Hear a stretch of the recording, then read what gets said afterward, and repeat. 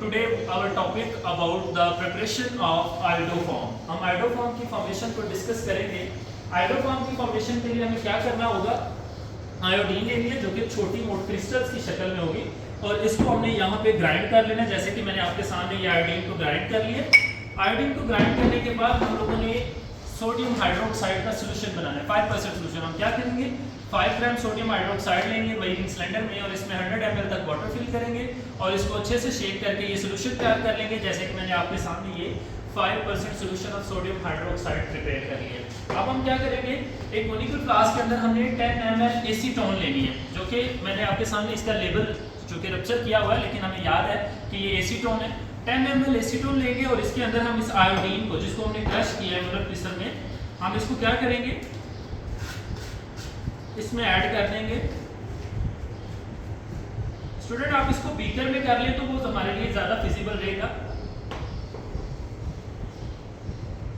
क्योंकि ग्राइंड करने से ये इसके साथ अटैच हो गई है, इसलिए हमें इसको यहाँ से बीकर में ऐड करना पड़ेगा ताकि आसानी से इसको यहाँ से हम रिमूव कर सकें।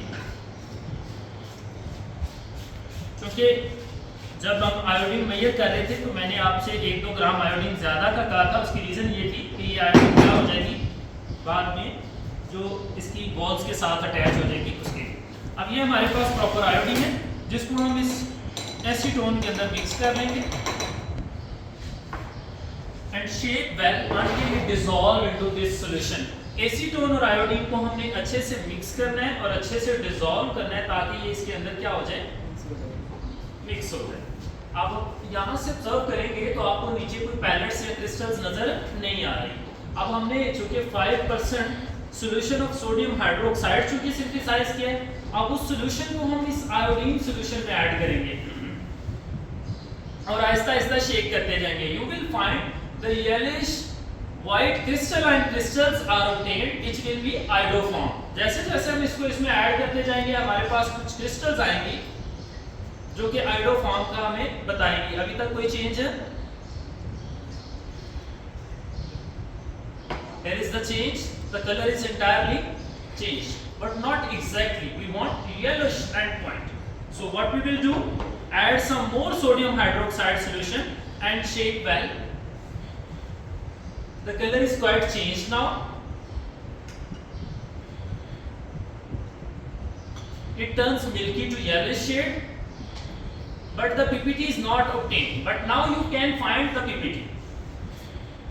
This solid white crystalline crystals, yellowish in shade, represents the formation of iodoform. Student, आप क्लोरोफॉर्म के बारे में सुना होगा आप लोगों ने।